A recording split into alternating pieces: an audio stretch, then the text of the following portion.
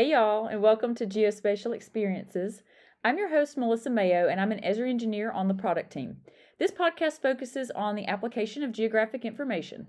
Let's go on a journey together with some of my amazing coworkers, along with Esri customers, partners, and distributors who are doing really cool work in the field of GIS. Today's episode is going to be a bit unique, and I'm thrilled to be able to introduce you to my new acquaintance. For this conversation, I'm joined by Makis Harris, who is an education specialist on the interpretation and engagement team at the Birmingham Zoo here in Birmingham, Alabama. Hi, Makis. Hi. Welcome. Thank you so much for chatting with me today. Yeah, glad to be here. Very excited. I'm so excited to have you on here. It's going to be fun. You and your team here at our local zoo are doing some really fascinating work in the animal care and education space. So I'm excited to learn more about the efforts and your journey. So yeah, absolutely. Really cool stuff going on.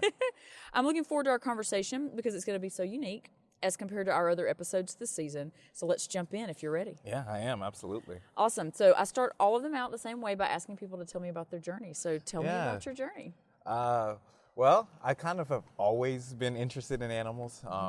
It initially started with me being more interested in dinosaurs. Oh, fun. But as I grew up, I realized that being interested in dinosaurs in our day and age is mostly just digging around in the dirt. Yeah. So I shifted more into things that are alive and that I could actually see.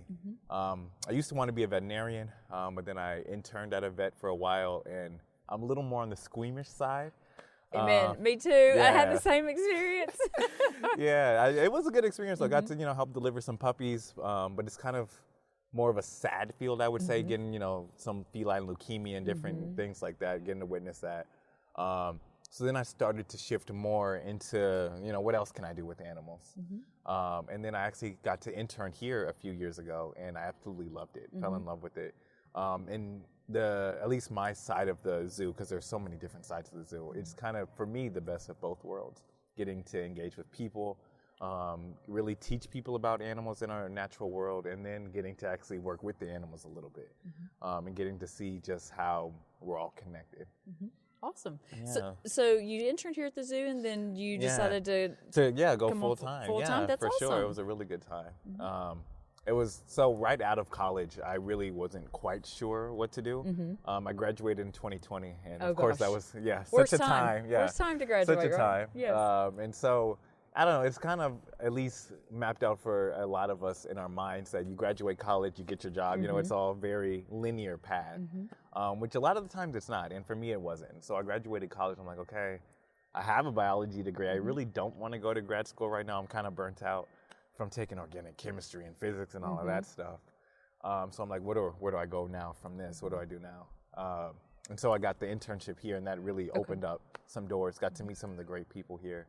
And showed me like a different path that you could go with my degree. That's awesome. Yeah. I volunteer sometimes here with the zoo, or I have in the past, and so it's always interesting when you meet different people here and the staff. They're always so nice and engaging. For sure. And yeah, that's one of the things that attracted me too. Yeah, I can definitely see how if you got to intern here, you would be hooked. Yeah, absolutely. So you said your education was in biology? Yes. Okay. Yeah, organismal biology. Biology. Yeah, I just normally shorten it to biology because people kind of give me a couple looks. What? Yeah. Yeah, I did a little LinkedIn stalking, and I was like, I think this is organismal biology, but I'm going to let him say that. Yeah, and absolutely. make sure. So if you think about like marine biology, it's like the other half of it. Okay. I'm not too attracted to the ocean. Didn't want to, do any deep sea diving or things like that. So I wanted to stick more with like the land animals. That's awesome. I love that. So you've been here how long? Because it'll be 2 years in September. Okay, 2 years in September. Gotcha. So what's it like to work at the zoo? Oh, man, it's every day is something new. So a lot of the times I really don't have I guess you could say a normal day. I do some office work, of course, but a lot of it is going out, meeting guests, talking to them, seeing what the animals are doing.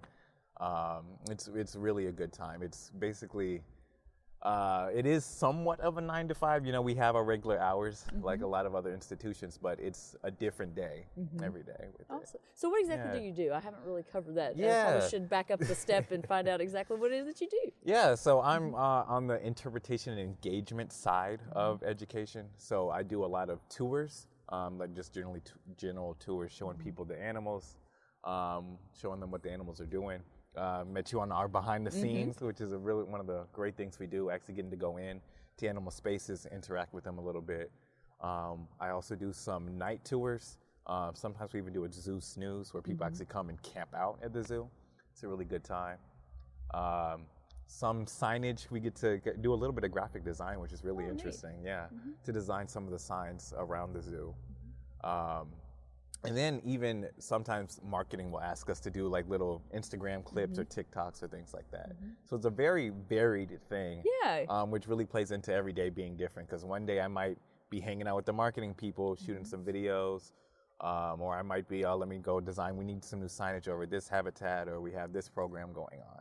It's really cool stuff. It's fun to think about what all goes on behind the scenes at the zoo. I mean, you think about the animal side and the animal caretakers, but there's all of this other piece because somebody has to do the marketing piece. Somebody has to get the messaging out on Instagram. Somebody has to do the signs and the maps and all of that. Yeah, the general operations. Yeah, there's so many different departments. And it's really cool. It's like I almost think of it like a hive, like all the moving pieces moving together to make it kind of what you see now as you're walking around. Yeah, absolutely. So I love that. That's awesome. Yeah. It sounds like because you kind of touch so many different areas, you're never going to have a dull day that way. Exactly. It's always something new, right? Every day is something new. It's really cool. So that has to keep it exciting for you too and interesting and get you just to where you'll enjoy coming in for sure. Yeah, exactly. You know? I'm not a morning person, but I'm never not excited to come in. That's why we get along so well, Makis. I'm not a morning person either. We just hit it off, right? Yeah, absolutely. But coming over here's got to be, like you said, it's something new every day, and it's got to be amazing because you don't ever know what you're going to encounter, what's going to come up, and so that has to be it's really nice because if you're having a bad day or whatever you have going on, outside of work, let me just go look at a giraffe real quick. Let me go see what our lion's doing. It's really nice. Just makes you happy. Yeah, for sure. Put a smile on your face. Josh is snoozing on us right now. Exactly. He's taking a nice little nap, cat nap. Absolutely.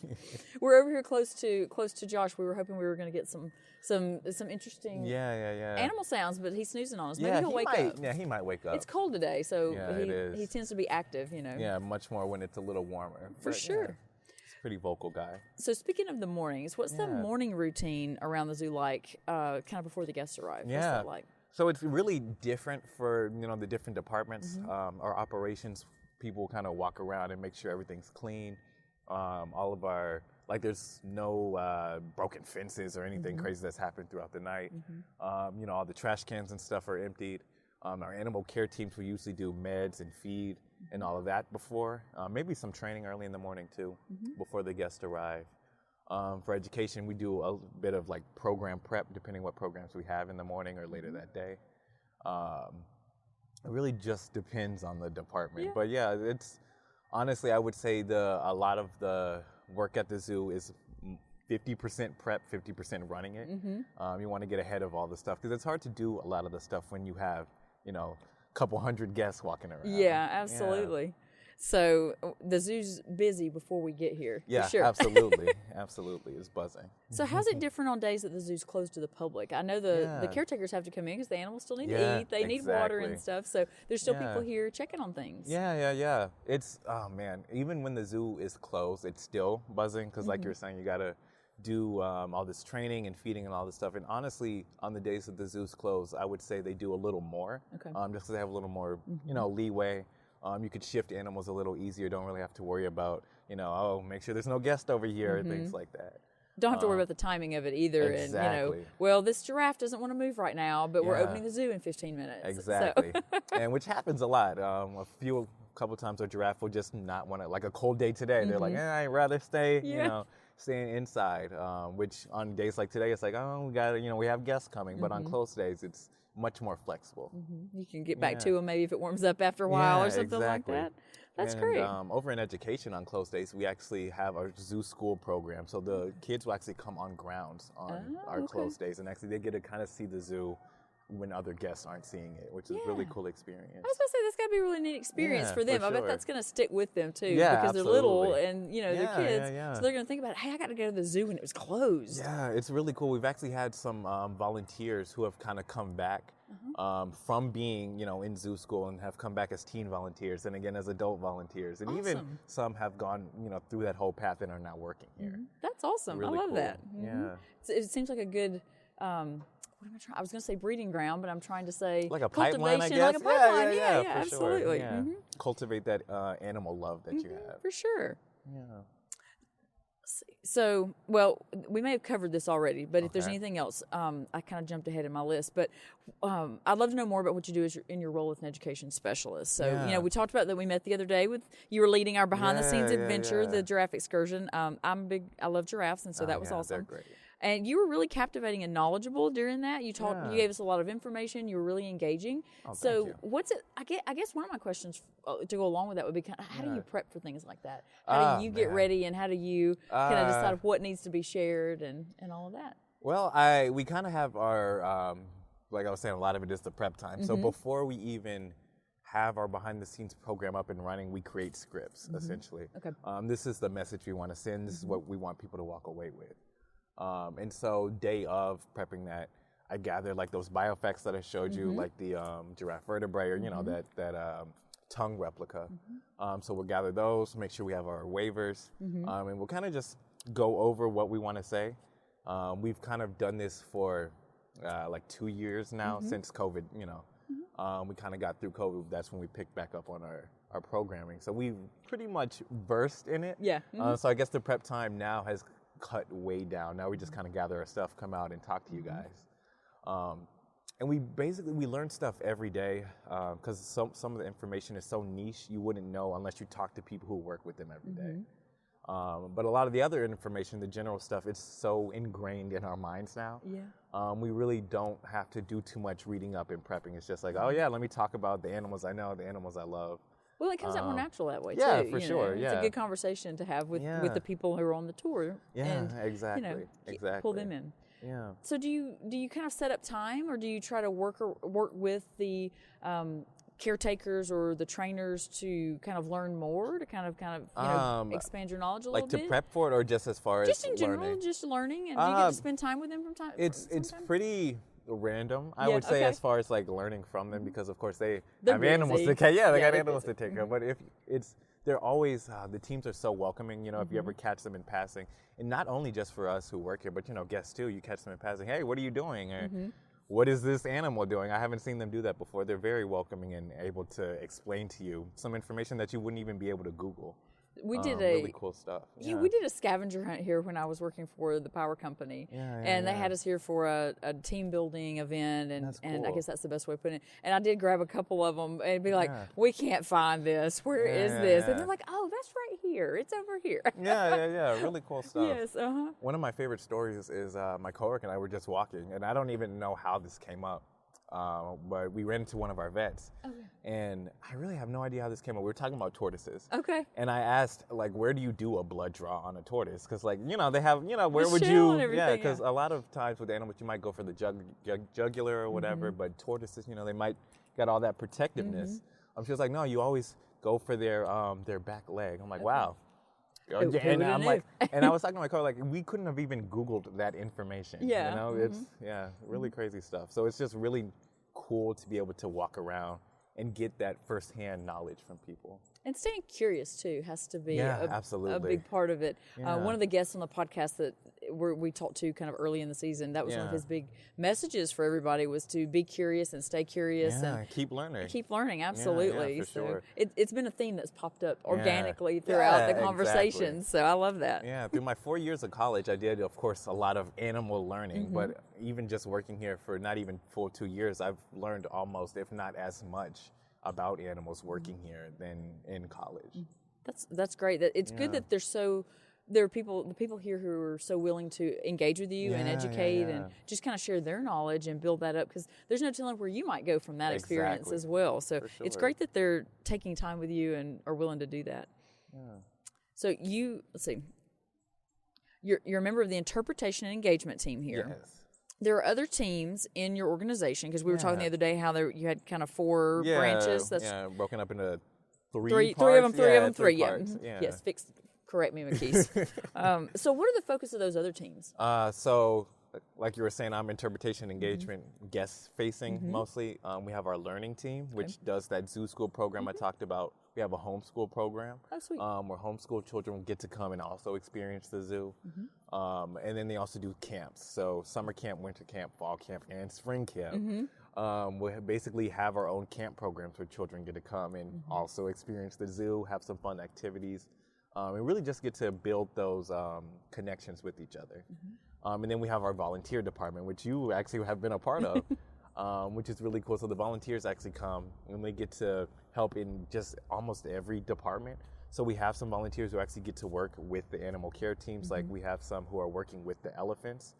And then we have some interpretation volunteers who will come out and basically do somewhat of what I do, talking to guests, showing them the animals. We also have volunteers who will help with the learning team as well, with camps and things like that.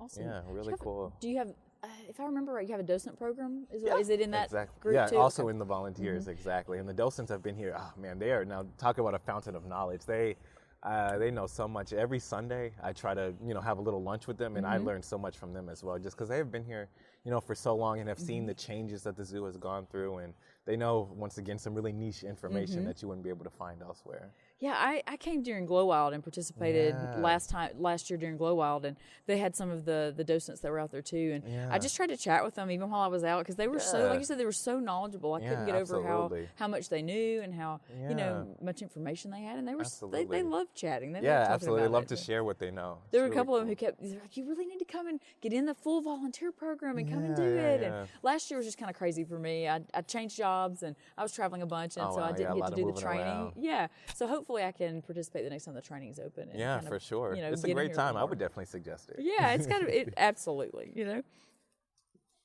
Let's see. Okay, so when we were on the tour the other day, and I can't remember the name of this, but you were telling us about the genetic tracking program. Yeah, the SSP. SSP. Okay, can you talk to us about that? Because it was super interesting, and let us know. Really interesting stuff. Yeah, let us know how the Birmingham Zoo participates and utilizes it. Yeah. So the SSP is our species survival program, and it's actually throughout not just the Birmingham Zoo, but all AZA zoos, which are the worldwide, or is it just U.S.? But the AZA is just U.S. AZA, okay. So the Association of Zoos and Aquariums. Gotcha.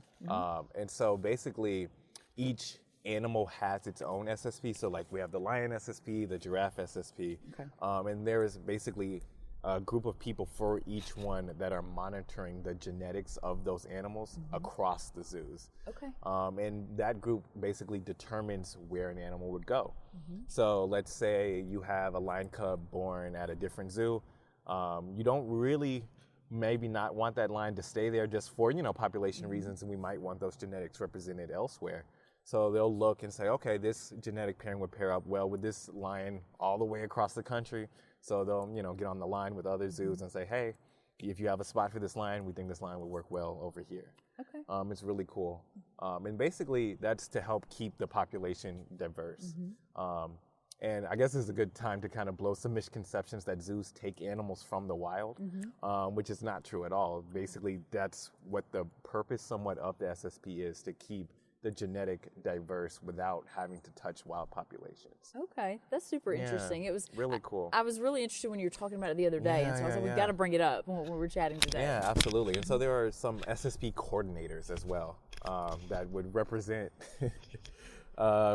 different zoos and different animals, which is really cool. So they're basically on that committee that I was talking about, and they would be like the head of that committee, determining where this animal would go, what they think those genetics, how well they would match up with other ones. So do they kind of almost serve as the experts for that particular database and that particular set of information to be able to make the determinations and the decisions for who needs to go where? Exactly. Okay, gotcha. Yeah, that's really cool stuff. Our giraffes are in one, and our lions are in another one. Literally, just every single animal has their own SSP. Not all of them do have an SSP, just because either the genetics might already be well represented or for whatever reason. But majority of the animals do have their own SSP. That's amazing. So interesting. See, really all of the prep does you well, Makis. Yeah, exactly. So you were talking to us the other day, too, about the giraffe barn expansion that they had to do, because we had a really tall giraffe and the barn was too short. So I want to talk to you a little bit about that, and then I wanted to know, so are accommodations like that common for zoos when they have an animal whose size or capabilities may not align with the space they inhabit? Yeah, for sure. Especially a lot of times, like you were saying, prep time is big in the zoo field. You getting another animal coming in, you have to make sure that habitat fits for them. I would say usually it's not as dramatic as building a whole another barn for a super tall giraffe, but a lot of times you do have to fix up your habitat. The habitat might be, too wet for a hoofstock animal, so you don't want them sliding or something, so you might put in some gravel or things like that. But a lot of the habitat changes happen a lot of the time for whenever an animal is coming in. Yeah. And we shifted from, we had the hippos, and didn't they use that encounter and convert yeah. it over for the rhinos? Exactly. Is that right? Okay. So they filled in that hippo pond a little bit, still left some, of a divot there, and now it's basically a mud wallow for them, and they absolutely love it. Yeah, Awesome. love wallowing in that mud. So it's not as different, you could say, from like that hippo pool, but it is, it has been modified. It's not quite as dramatic as this over here, exactly, right? Because they basically had to rebuild the barn around the barn that was there, kind of, is that? Yeah, they kind of built it as an attachment. Okay. Yeah. So and we really couldn't go through it because of the giraffes were in there. It was so cold whenever you came. But the first area that we were in is basically what they called Old Barn. It's the older barn. Okay. And so that had already been there. Okay. And so they basically built an attachment to that. Okay, that would with accommodate. the larger doors, exactly. Gotcha. Yeah, That's amazing. Yeah. I just love that so much. Yeah. Now we have our train running in the background. That's fun. Yeah, absolutely. Train is very popular. Yeah, it's a really good time. It goes around the whole zoo. You get to actually see the back of some of the habitats, which is really cool. I've always thought it was neat. It was pretty during Glow Wild too, because there was a lot of all the lights and stuff were back there as well. Yeah, but sure. it is fun when you can see kind of, like you said, the backs of the exhibits. Yeah. You get to see a different angle of some of them, and sure, can see the animals sure. a little bit differently. And a lot of the animals actually will watch the train as well. Josh actually enjoys to watch the train go by. Fun. It's very fun. Yeah, for sure. He likes the giraffes as well because they're next door to him. Exactly. So what did we call it the other day? It was like his TV his channel. little TV channel, yes. A lot of times whenever he's awake. Here he goes. There he goes right now, yeah. Hi, Josh. Yeah, he's a very, very vocal guy. Yes. Awesome. Yeah, good timing. We He heard us talking about He did. We love Josh. Yeah, He's he's so great. pretty. Absolutely. But yeah, so a lot of the times when he's not being vocal as he is now or sleeping, he will just kind of sit there and watch the giraffes meander back and forth. Yeah, it's really cool. He's like us. He likes to watch. He also people watch. He'll come up to the glass and watch people. I've seen him pace a lot by the glass. Yeah. Especially whenever there's kids and things in front of him. When guests come, he is sleeping. That's just because lions sleep, up to like 18 to 20 hours a day, like our domestic cats. Like cats, right? Yeah, exactly. So, but it's always a treat whenever he's up and actually moving around. Absolutely. Yeah, for sure. Are there any other programs that we haven't discussed that you have the opportunity to educate the public about in your role, or have we kind of covered them all? Or is there anything else you want to mention? One of the things that I think is really interesting that I did mention, like we work with marketing a little bit, is that once a month it's called First Fridays with WBRC. Okay. They actually come out to the zoo, and it depends on what programs or events we have going on that month. But we'll actually get to engage with them, talk on the zoo sometimes. They'll bring like an ambassador animal out to meet the people and meet, get on the camera. So that's a really cool thing to basically reach a wider audience. A lot of times we actually get to do like a little bit of an educational chat as well. And that's really one of our local news stations too. Yeah. So you Really guys actually cool. get a segment on Yeah. during one of the morning runs? or Yeah, the exactly. afternoon? I think 9 a.m. 9 a.m. one? Yeah, Okay. I think it's I've really seen you guys cool. on there too. I don't watch the news a Yeah, whole exactly. lot, I'm but not a morning person. yeah. I actually personally have not seen it because I'm not up there. I'm only up that early to come do it. to come But and do it, yeah. Exactly. That's so fun. But that's great that Yeah. they showcase you guys and Yeah, it's highlight really and, cool, for bring sure. awareness and attention. And I'm sure if Yeah. you guys have some of the events, because you have a lot of events throughout We the do, year, for but sure. especially the summer gets Yeah, going. Yeah, there's we're a actually lot doing, like I was saying, a lot of prep right now, getting ready for our spring break. Because spring break's right around the corner. We're going to get started with that, and then spring break bleeds right into summer. And so this is what we call our busy season, starting about mid-March, Okay. all the way till October. We're seeing thousands of people a day. Got all our programs, events, and everything running throughout that time. That's awesome. You guys Yeah. do a lot of work to prep and prepare and make sure that the programs are really well run and produced and put on running well. smoothly. and Yeah, you it's run always a smoothly, good yeah. time for sure. I've never been to one that didn't seem like it was really, that Yeah. that it wasn't a good time, but it was put together well. I mean, Yeah, it for always sure. seems like you guys put a lot of effort into it. For all those moving pieces kind of working together. It's Yes, really absolutely. magical to watch. Let's see. I'm thinking about what my next question needs to be for you, Makis. I'm sorry. No, you're Okay. good. What is your favorite animal program to work with at the zoo? If you had to pick one. Probably the behind the scenes. Okay. And specifically the black bear behind the scenes might be my favorite. It's really cool getting to engage with the animals and be so close.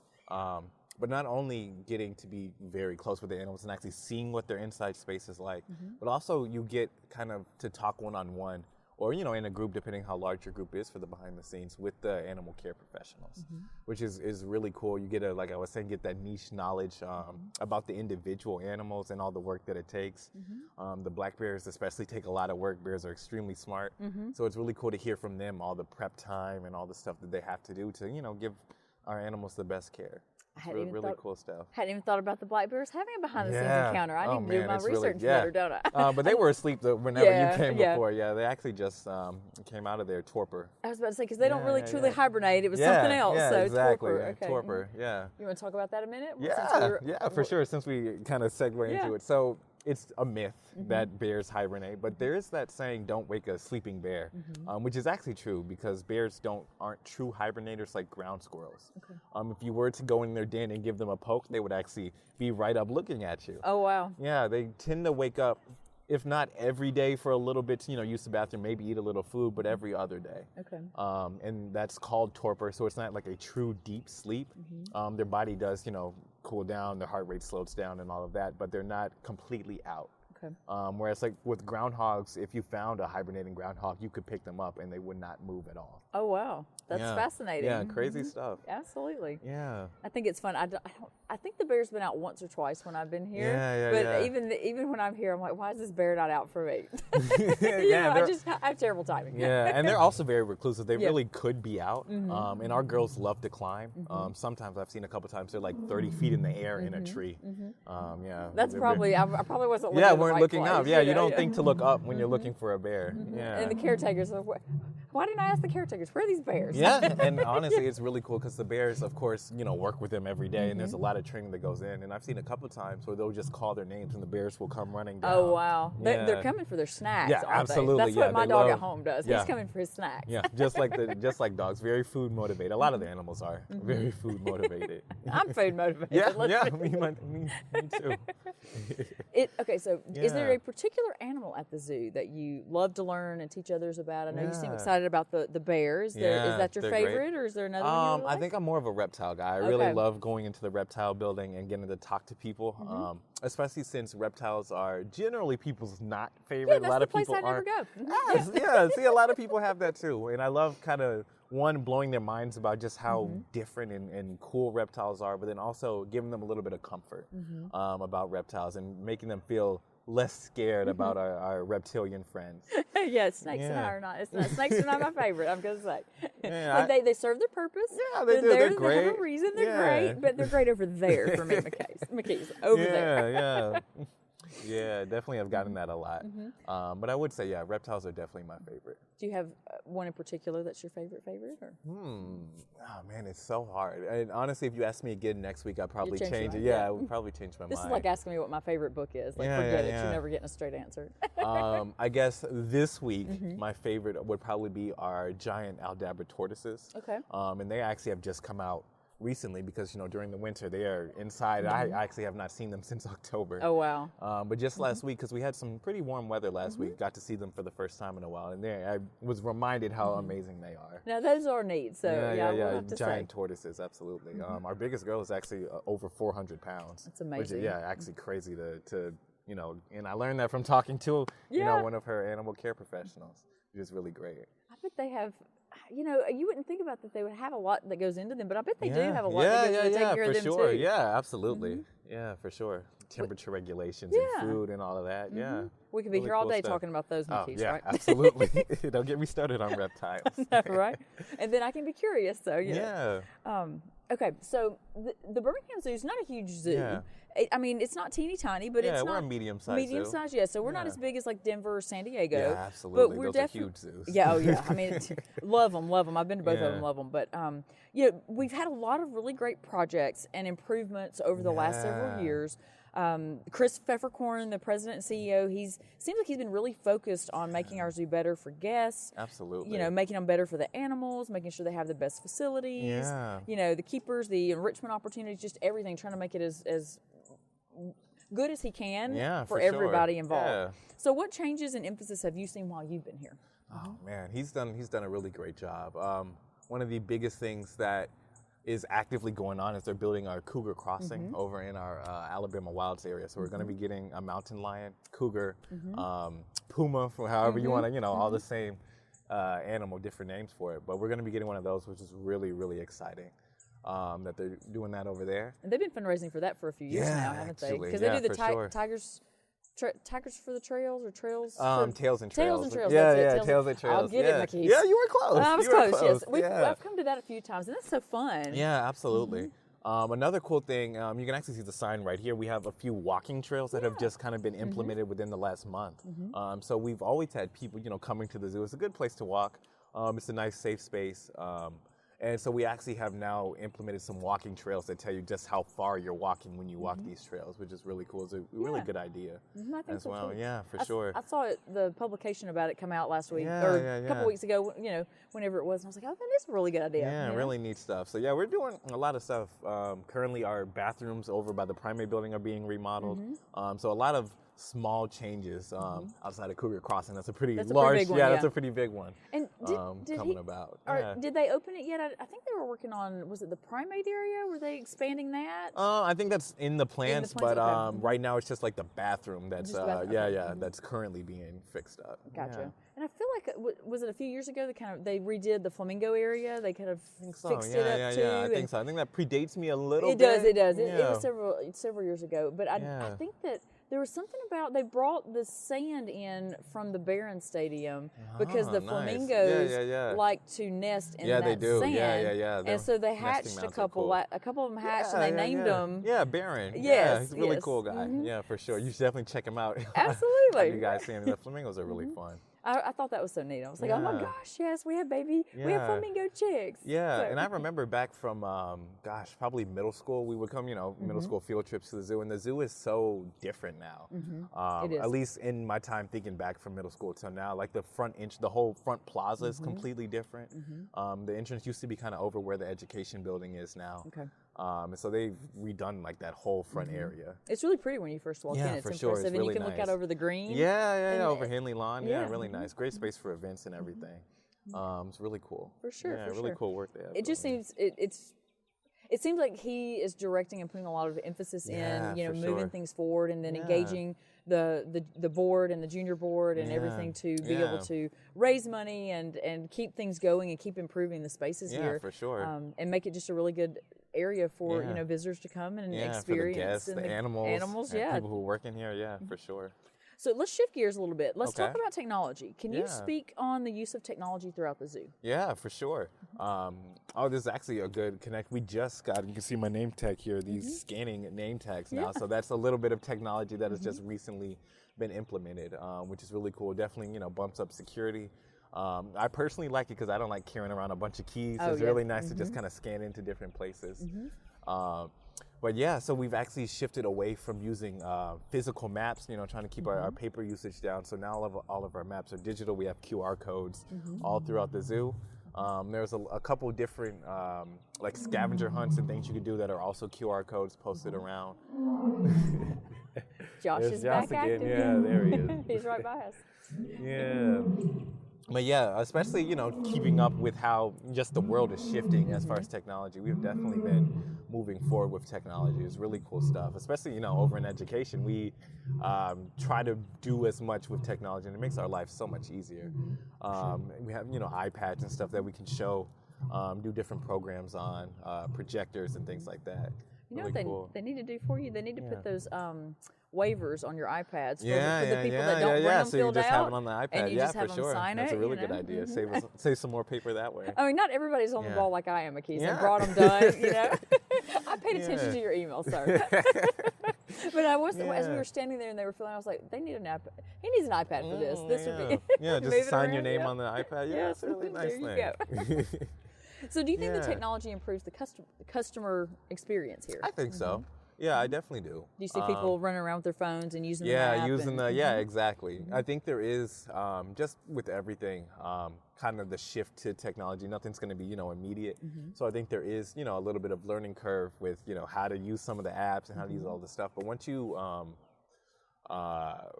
get it and you can actually, in live time, see the updates on our website, different programs that are going on that day, different educational experiences, some exploration stations where you can learn things from different volunteers. All of that being posted on the website and having access to that as you're walking around the zoo, I definitely think that can improve and help out our guest experience for sure. It can't hurt, right? Yeah, not at all. Not at all. What about behind the scenes for the animal caretakers? Do they have any technology that's being implemented to help them or help them kind of with their daily tasks or anything? I think so. I'm not it may not, exactly it's sure. Your purview, Yeah. Mm-hmm. But I'm pretty sure they also have, some pads and things like that they're able to, keep track. I know we do a lot of data gathering, essentially, on their gross to say their fecal samples, yes. blood work and all of that. So we definitely keep track of all of those things. Gotcha. Excel sheets, we love Excel here at the zoo. Well, and they even have to track the food and how much they're feeding them. Especially and like all of going back to the bears. They change their diet, I want to say 3 or 4 times a year. Oh, wow. At least 2, I can definitely say. Based off the season. Yeah, and based how off the active they are. season. Yeah, exactly. Getting them ready for torpor, getting them ready when they're coming out of torpor. They're changing their diet all the time, and that has to be tracked. Yeah, for sure. How about doing your tours? How do you use technology during whenever your tours? we're So a lot of the times we use this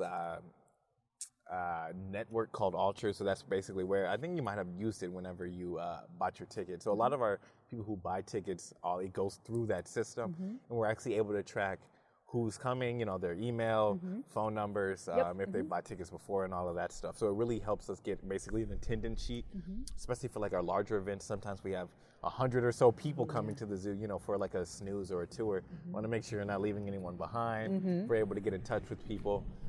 We also have our own phone that's basically dedicated to programs. So if someone's running late or whatever the case may be, they can just reach us on that phone, and we have that on us as we're doing programs. Okay, I do really remember nice. you sent us a note that said, "Hey, if you're running late, call us." Yeah, And I was like, exactly. "Who's going to answer in the middle of me running late?" I guess exactly. That too. Yeah, right. I guess Makis was going to answer. Answer that call. See where you guys are. Yeah, for sure. So, what do you think innovation looks like from a technology perspective in the zoological space? Yeah, man, I think this not only just with the advancements in science, and we're learning more about the animals, but I think the advancement in technology also helps us with that. Being able to use, different things, especially that our vets use, centrifuges, microscopes and everything to actually help identify stuff, and kind of, like I was saying earlier, prep time, getting ahead of a lot of the things that, sicknesses and illnesses that might roll through if we've already kind of have it tracked and everything with the technology and the innovation, like you were saying.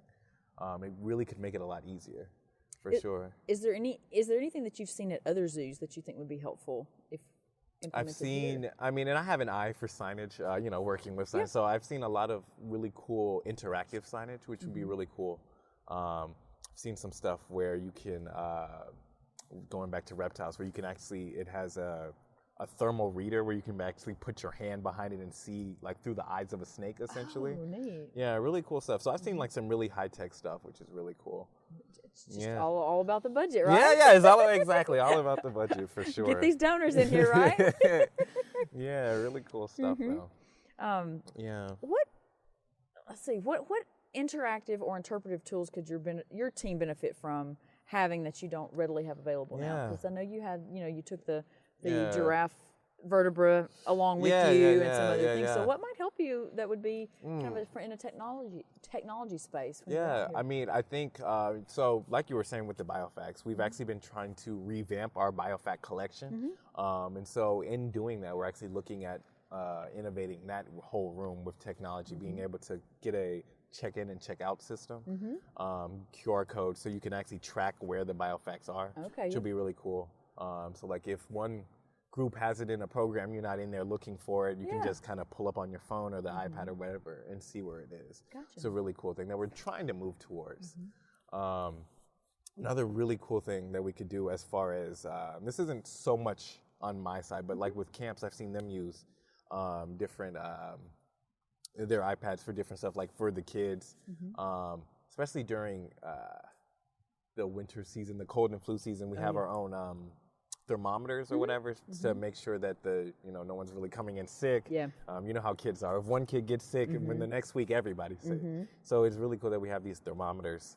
So I think innovating and adding some more things like that, being able to really check in and see how people are doing, really do well with that. Well, I'm sure being able to track the kids and make sure we're not leaving any of them behind, Yeah, or that losing too. anybody Yeah, in the yeah, zoo, yeah, you know, yeah. being able to track that's Yeah, helpful for as well. sure. Keeps the parents happy when we don't lose the kids, right? Yeah, right. So where do you see the technology helping in the education and animal care space in the future? How In do the you see future? that? How do you see us moving forward in that? I could see, I don't know, I'm very creative. I could see, I think remote doors would be really cool. Yeah, a lot of spaces could use, like where you just push a button or whatever, and, you could shift a door from not having to physically be there to shift. I bet some of them are heavy too. Yeah, absolutely, especially in our elephant. We do have some hydraulics in our elephant because, that's giant animals, giant doors. Yeah. But it would be really cool to, seems like he's come closer to us. I think so. He wants in on this. Yeah, some words to say. What do you think, Josh, about technology and absolutely. it's going in the future? Yeah. He says, if y'all could just let me over to those giraffes. Yeah, but it's really cool, especially being in Alabama. It gets cold in the winter. We do already have some heaters for our animals. Some, like the elephants, actually have heated floors, which is really nice. But it would be really cool to implement that as far as like just everywhere, every animal being able to have like a heated floor or something like that. What about even like monitoring the temperature remotely? Yeah, that would be something cool along too. those Yeah, lines? for sure. I think having heaters for guests would be nice too. Having some heaters just around. Yeah, almost like when you go to a restaurant and you're out on the patio. Yeah, you got a those little heaters heater and that you could things, use there. Yeah, for sure.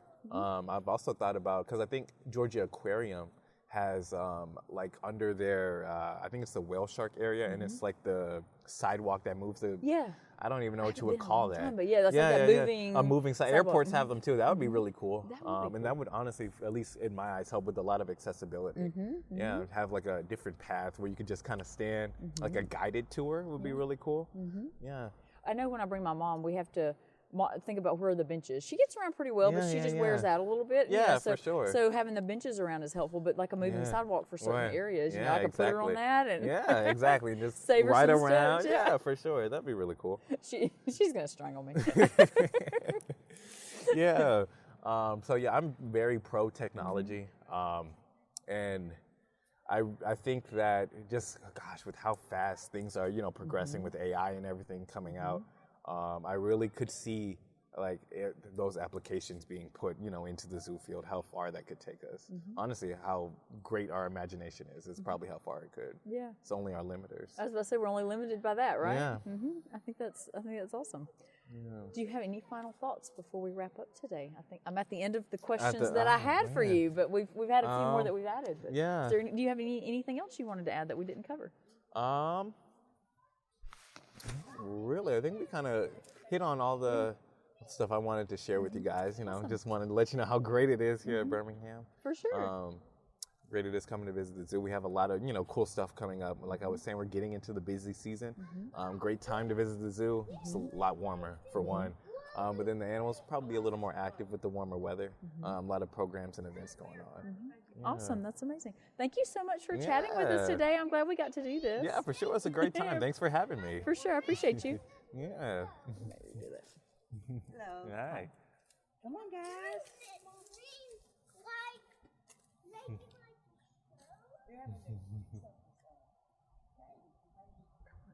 We're going to redo that in just a second. Okay. So you're at 47 minutes right Okay. now, perfect. I'm going to redo the The exit. salutation. Yeah. And I did mark when you were coughing. Okay, good. Yeah, I told him you would. Yeah. I got a tickle with it being out here. Yeah. The cold air. Yeah, for sure. And then things started blooming at my house with the warm weather, and I'm just like, oh yeah. Jesus, it's Yeah, pollen season's coming. So when I send you the recording, I'll send you my timeline of notes. Okay, So cool. when you're talking about X, Yeah. Josh roars. Okay, cool. I really So that appreciate will help that. you guys edit. Yeah, wonderful. All right, I think they're far enough away. Yeah. Well, thank you so much for joining me today, Makis. I've enjoyed our conversation. It's been amazing. Yeah, it's been really great. I really appreciate you having me. For sure. I hope everybody enjoyed learning more about the zoo, and that those that are local or if they're visiting or coming through will come and check definitely it come out out for and sure. come out and see us. Hopefully we'll see you guys coming back out again. Absolutely. Yeah, maybe absolutely. a bear behind the scenes. Yeah, I was eyeballing the elephant one. I'm not Oh gonna yeah, lie. the elephant one's a good time. I think the for elephant sure. one would be fun as well. So Yeah. I don't know, Makis, you kind of hooked me on the giraffe one. I'm probably just gonna do all of the behind the scenes. Yeah, definitely check them all out. That's probably what it's gonna be. But yeah, thank you so much. I Awesome. do appreciate you sitting down for with us sure. today. Thanks again. Have a good one. You too.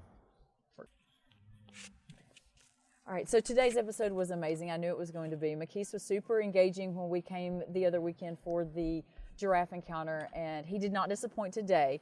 I so enjoyed chatting with him about the zoo, about the animals, and I don't know, he just was so super engaging for just all the programs that he's interested in, the energy that he puts into it. So I hope you all enjoyed this. I know this episode was a little bit different, but I think it's important to highlight these areas and these facilities that we have and talk about how technology plays in and it can be a key provider for these types of spaces as well. So we decided that it was worthy of potentially creating a story map.